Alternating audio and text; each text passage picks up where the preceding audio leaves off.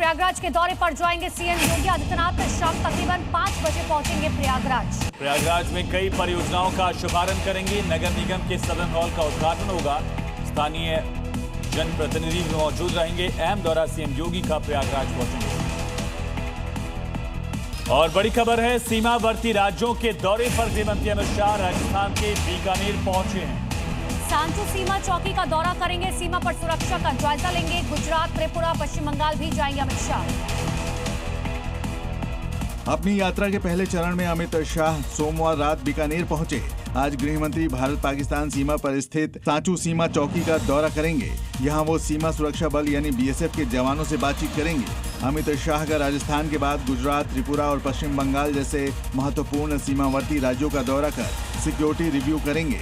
शाह के इस दौरे के दौरान स्मार्ट बॉर्डर प्रोजेक्ट के तहत पाकिस्तान और बांग्लादेश फ्रंट पर एक बेहद मजबूत सुरक्षा ग्रिड बनाने की तरफ काम किया जाएगा। यानी आतंकी गतिविधि और घुसपैठ को पूरी तरह से रोकने के उद्देश्य से देश के लिए अगले कुछ दिन बेहद अहम होने जा रहे हैं। और इस वक्त की बड़ी खबर है, आज क्वाड विदेश मंत्रियों की बैठक होगी। दिल्ली पहुंचे जापान के विदेश मंत्री। स्वतंत्र हिंद प्रशांत क्षेत्र पर चर्चा की जाएगी। क्वाड एक महत्वपूर्ण साझेदारी है, ये ऑस्ट्रेलिया का कहना है। बैठक में अमेरिकी विदेश मंत्री मार्को रूबियो भी शामिल हैं। और भारत की अध्यक्षता में ही क्वाड विदेश मंत्रियों की बैठक दिल्ली में आयोजित हो रही है। बैठक में शामिल होने के लिए जापानी विदेश मंत्री मोतेगी तोशिमित्सु पहुंच चुके हैं। विदेश मंत्री एस जयशंकर से मुलाकात में जापानी विदेश मंत्री ने कहा कि हम क्वाड की बैठक में इस बात पर चर्चा करेंगे कि एक स्वतंत्र और मुक्त हिंद प्रशांत क्षेत्र को कैसे आगे बढ़ाया जाए। क्वाड में भारत, अमेरिका, ऑस्ट्रेलिया और जापान शामिल हैं। बैठक में भारत दौरे पर आए विदेशी मंत्री मार्को रूबियो भी शामिल होंगे। और अब आगे देखिए पॉलिटिक्स से जुड़ी हुई 5 बड़ी खबरें। कांग्रेस अध्यक्ष मल्लिकार्जुन खड़गे ने केंद्र पर हमला बोला। कहा, देश में मोदी सरकार मुसीबत लेकर आई। मोदी सरकार जनता से खूब पैसा लूट रही है हर दिन, लेकिन पेट्रोल डीजल के दाम बढ़ा रहे हैं। बीजेपी ने कांग्रेस नेता राहुल गांधी पर जोरदार हमला बोला। पार्टी के प्रवक्ता गौरव भाटी ने राहुल गांधी पर टूलकिट राजनीति करने, केंद्र सरकार की स्थिरता को लेकर गैर जिम्मेदाराना बयान देने का आरोप लगाया। बीजेपी सांसद निशिकांत दुबे एसआईआर के मुद्दे पर विपक्ष के ऊपर हमलावर दिखे। कहा, इसे लेकर विपक्षी दल एकजुट होकर बांग्लादेशियों को भारत का वोटर बनाना चाहते हैं, लेकिन भारतीय जनता पार्टी इस मंशा को कभी सफल नहीं होने देगी। टीएमसी नेता कल्याण बनर्जी ने बंगाल सरकार पर तानाशाही का आरोप लगाया। उन्होंने कहा, जब से तानाशाही सरकार आई है, टीएमसी दफ्तरों को तोड़ा जा रहा है। पेट्रोल डीजल के दाम में चौथी बार इजाफे पर आम आदमी पार्टी संयोजक अरविंद केजरीवाल ने केंद्र सरकार पर हमला बोला। केजरीवाल ने मोदी सरकार की नीति पर सवाल उठाए। और बड़ी खबर है लखनऊ से, जहां मलिहाबाद में पासी समाज के कई लोग हाउस अरेस्ट किए गए। मस्जिद और कब्रिस्तान को लेकर विवाद था। आज सुंदरकांड पढ़ने का ऐलान किया था। विवादित स्थल पर फिलहाल भारी फोर्स तैनात है। कसमंडी में बकरीद की नमाज नहीं होगी।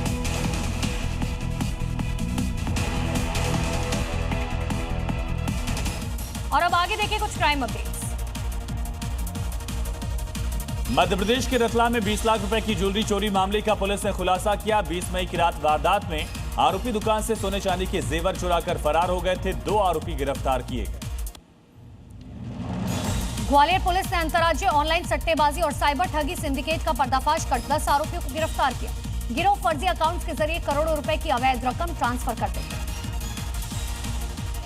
यूपी के देवरिया में घरेलू विवाद के बाद 40 साल के व्यक्ति की हत्या। पत्नी उसके भाई भतीजे पर लाठी डंडों से पीटकर हत्या का आरोप।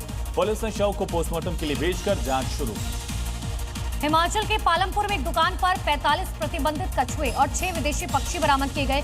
वन्य जीव अपराध नियंत्रण ब्यूरो और वन विभाग की संयुक्त टीम ने कार्रवाई की। देहरादून के प्रेमनगर में डिलीवरी बॉय पर धारदार हथियार से जानलेवा हमला करने वाला आरोपी, पुलिस ने इसे 24 घंटे के भीतर गिरफ्तार किया। वारदात में इस्तेमाल हथियार भी बरामद किया गया। और एक बड़ी खबर आपको बता दें, घुसपैठियों पर शुभेंदु सरकार का बड़ा एक्शन। मालदा में खुला पहला डिटेंशन सेंटर। डिटेंशन सेंटर में रखे गए 9 बांग्लादेशी, 3 महिलाएं, 6 नाबालिग बांग्लादेशी हैं। मुख्यमंत्री शुभेंदु अधिकारी की तरफ से साफ निर्देश दिया गया था कि राज्य में जिलेवार तरीके से होल्डिंग सेंटर बनाए जाएंगे। पहले डिटेक्ट किया जाएगा, डिटेन किया जाएगा, उसके बाद डिपोर्ट किया जाएगा। मालदा में संदिग्ध विदेशी नागरिकों के लिए होल्डिंग सेंटर शुरू किया गया है, जहां फिलहाल 9 संदिग्ध बांग्लादेशियों को रखा गया है। इंग्लिश बाजार के चंदन पार्क में बनाए गए इस डिटेंशन सेंटर में निगरानी के लिए सीसीटीवी कैमरे लगाए गए हैं। वहीं सुरक्षा के लिए यहां 12 पुलिसकर्मियों की भी तैनाती की गई है। डिटेंशन सेंटर में गाजोल के पांडुआ क्षेत्र से हिरासत में लिए गए लोगों के दस्तावेजों की जांच होगी और आगे की कानूनी प्रक्रियाएं पूरी की जाएंगी। पश्चिम बंगाल में कानून व्यवस्था और अपराध नियंत्रण को लेकर हावड़ा पुलिस की कार्रवाई चर्चा का विषय बन गई। शहर में पुलिस ने बदमाश की परेड निकाली। बंगाल में शुभेंदु सरकार का अपराध के खिलाफ जीरो टॉलरेंस है। बंगाल पुलिस अपराधियों पर कहर बनकर टूट रही है। हावड़ा पुलिस ने शहर में कुख्यात अपराधी शमीम अहमद की परेड निकाली।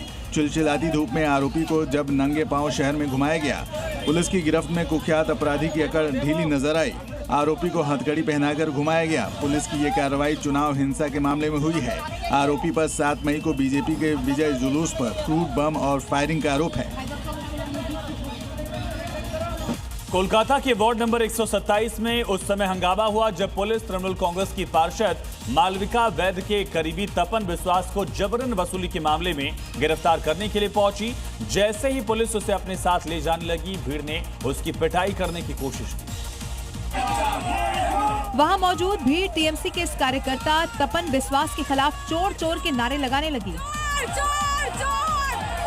पुलिस जब तपन विश्वास को गिरफ्तार कर ले जा रही थी तो गुस्साई भीड़ ने उस पर हमला करने की भी कोशिश की। हालांकि पुलिस किसी तरह तपन विश्वास को भीड़ के गुस्से से बचाकर अपने साथ ले गई।